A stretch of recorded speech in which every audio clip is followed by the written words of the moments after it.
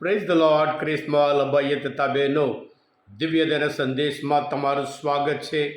April 19મી તારીખ શાસ્ત્રપાઠ સાંભળીએ. યોહાનનો ગ્રંથ 6ઠો અધ્યાય 52થી 59મી કલમ સુધી. આ સંદેશ સાંભળનાર તમારા સૌ માટે અને તમારા પરિવારજનો માટે વિશે પ્રાર્થના કરું છું કે તમે બધા જે સાચો પાઠ શીખો કે પ્રભુ ઈસુ ખ્રિસ્તનો દેહ એ સાચે જ ખોરાક છે, પ્રભુ ઈસુનું લોહી એ સાચે જ પીણું છે, અને જે આ લોહી આ પીણું પીવે છે અને પ્રભુ એનામાં વસે છે, એવી રીતે પ્રભુ હંમેશા તમારામાં વસે.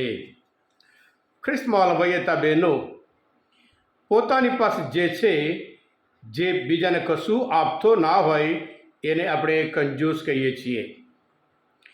પોતાની પાસે જે છે, પોતાના માટે બધું રાખવાનું, જે વધ્યું હોય એ બીજાના માટે આપે એને સ્વાર્થી કહેવાય છે. બીજાની જરૂરિયાત જાણી અને બીજાને મદદરૂપ થાય એને પરોપકારી કહીએ છીએ. બીજાને માટે પોતાનું જીવન સંપૂર્ણ રીતે સમર્પણ કરે આપે તે ત્યાગી. પ્રભુ ઈસુ ખ્રિસ્ત સંપૂર્ણ તેમનું જીવન, એમનું શરીર, એમને ધ્યેય, એમનું લોહી માનવજાત માટે આપ્યું હતું, એ ત્યાગ કર્યો હતો. હા ક્રિસ્મવાલા ભાઈતા બહેનો, આજના શાસ્ત્ર પાઠ આપણે બધા માટે એક અગત્યનું પાઠ શીખવાડે છે. પ્રભુ કહે છે કે જે કોઈ મારો ધ્યેય ખાય છે અને મારું લોહી પીએ છે તે મારામાં વસે છે અને હું તેનામાં વસું છું. કારણ મારું ધ્યેય એ સાચે જ ખોરાક છે અને મારું લોહી એ સાચે જ પીણું છે. ખ્રિસ્તવાલા ભાઈતા બહેનો, કાર્લ માર્ક્સ જે કમ્યુનિઝમ, જે નાસ્તિક શાસનનું જે સ્થાપક, એક વખત કહે છે કે જીવન એક ડુંગળી જેવું છે. ડુંગળી જેટલું ખોલો, ધીરે ધીરે ખોલો અને એ ડુંગળી આપણને રડાવે છે. એવી જ રીતે જીવનમાં આગળ અને આગળ વધીએ ત્યારે દરેકના જીવનમાં પુષ્કળ દુઃખ, વેદના, કટોકટી, સમસ્યા, પ્રોબ્લેમ, ક્રાઇસિસ, તણાવ, આ બધું જોઈને સંકટ પણ આવે છે.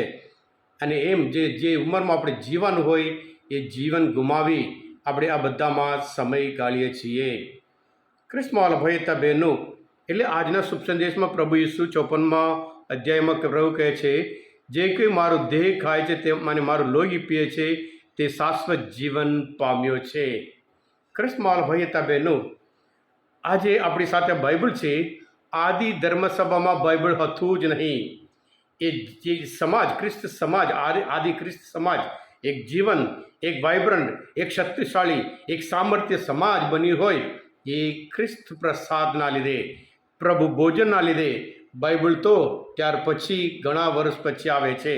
સંત અગુસ્તીન પોતે કહે છે કે ધર્મસભાના લીધે ખ્રિસ્ત પ્રસાદ, ધર્મસભા ખ્રિસ્ત પ્રસાદ આપે છે અને ખ્રિસ્ત પ્રસાદ ધર્મસભાને આગળ લઈ જાય છે, એમ કરીને મહાન સંત એ આપણને કહે છે. એટલે આજનો શાસ્ત્રપાઠ દ્વારા પ્રભુ સાથે સાથે આપણને કહે છે કે પ્રભુ ઈસુ જ એ જીવનદાયી રોટી છે. પરિશુદ્ધના ગ્રંથમાં 2 અધ્યાયમાં 82 કલમ આપણે કહે છે, 42માં તેઓ કેવી રીતે આ પ્રભુ ભોજનમાં, આ ખ્રિસ્ત પ્રસાદમાં તેમને શક્તિ અને સામર્થ્ય મેળવતા હતા. એ કહે છે તેઓ પ્રેષિતોના ઉપદેશ સાંભળતા હતા. ત્યારે બાઇબલ હતું નહીં. તેઓ સંઘ જીવન જીવતા હતા. પ્રેષિતો જે બોલે એ પ્રમાણે જીવતા હતા. સંઘ ભોજનમાં ભાગ લેતા અને પ્રાર્થના કરતા. એટલા અદ્ભુત સમાજ હતું આદિ ધર્મસભામાં. અને એવી જ રીતે આપણને જોવા મળે છે, પૌલ પોતે જ્યારે નિરાશ થઈ ગયા હતા અને ત્યારે પણ પ્રેષિતોના ચરિત્રમાં 27 35મી કલમમાં પ્રભુ ભોજનનો અર્પણ કર્યા પછી એમના જીવન એક વધુ નવો ઉત્સાહ, નવો ઉમંગ સાથે શુભ સમાચાર પ્રચાર કરવા માટે આગળ વધે છે. એટલે પ્રભુ જે પાઠ શીખવાડ્યો છે, પ્રભુ ઈસુ ખ્રિસ્ત એ એમનો ધ્યેય એ સાચો ખોરાક છે, પ્રભુ ઈસુ લોહી એ સાચું પીણું છે, એમ કરીને આ બધું આપણને શીખવાડે છે. અને સાથે સાથે પ્રભુ ઈસુ ખ્રિસ્ત આપણામાં રહે છે. આપણા જીવન માટે એક મોટું ગિફ્ટ કહેવાય, એક ભેટ કહેવાય છે. જેમ પૌલ પોતે ફિલિપીના ધર્મસંઘ 4 અધ્યાયમાં 13મી કલમમાં કહે છે કે મારામાં બળ પ્રેરણા પ્રભુ ઈસુ ખ્રિસ્તને પ્રતાપે હું સર્વ કંઈ કરી શકું. મારામાં જાતની ખામી હોય, ઉણપ હોય, પણ પ્રભુ મારામાં બળ આપે છે, એના લીધે હું બધું કરી શકું, એમ કરીને પૌલ પોતે કહે છે. એટલે આજના શાસ્ત્રપાઠ સાંભળતા આપણે પણ ખાસ કરીને આ શાસ્ત્રપાઠ વિશે મનન ચિંતન કરીએ. ખ્રિસ્તમાં વહેલા ભાઈએ તબેનું જેવી રીતે લોકો ગિફ્ટ લઈને મંદિરમાં આવે છે એ એને ઓફરટ્રી કહેવાય. ખ્રિસ્ત પ્રભુ ભોજનમાં ઓફરટ્રી કહેવાય. આપણે ગિફ્ટ લઈને આવીએ છીએ અને એ પુરોહિતના હાથમાં આપીએ. એ કોન્સેક્રેટ, એ પવિત્ર થઈ જાય છે અને એક વખત પવિત્ર થઈ જાય ત્યાર પછી પુરોહિત અને લોકો એ કમ્યુનિયન લે છે. એ અર્પણ કરાયેલું હોય એ પોતાના આધ્યાત્મિક ખોરાક લે છે. એમ કરીને દરેક ખ્રિસ્ત યજ્ઞ, દરેક દરરોજના જીવનમાં, દરેકના જીવનમાં ખ્રિસ્ત પ્રસાદ એક અદ્ભુત પાઠ શીખવાડે છે. આપણે પણ જ્યારે ખ્રિસ્ત યજ્ઞમાં જઈએ, પ્રભુ ભોજનમાં જઈએ, આ સંપૂર્ણ સમજીએ કે પ્રભુ ઈસુ જેવી રીતે કલ્વારીમાં પોતાનું જીવન આહુતિ તરીકે આપ્યું, અહીંયા દરેક વેદી ઉપર એ જ આપણે સ્મરણ કરીએ છીએ. હા કૃષ્ણવાલા ભાઈ બહેનો, આ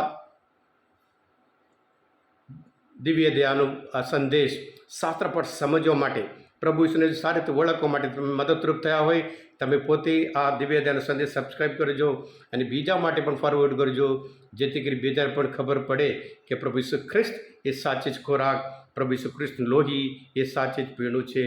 thank you. God bless you all. પ્રભુ ઈસુ, હું તમારામાં વિશ્વાસ રાખું છું.